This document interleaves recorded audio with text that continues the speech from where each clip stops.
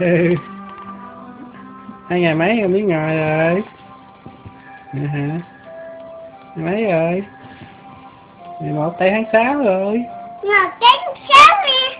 Hả? Mà 7 tháng rưỡi rồi biết ngồi hả? Mà kiếm Ừ. nè. Mà kiếm Biết nè. ngồi coi tivi hả? Ừ. Đó coi. Ừ. Ừ. Cười đi, cười đi. Cười đi. Cười đi, em biết ngồi nè. Cười đi. Cười đi. Hả? Ừ. Cười đi, cười đi. Cười đi. Thằng ơi.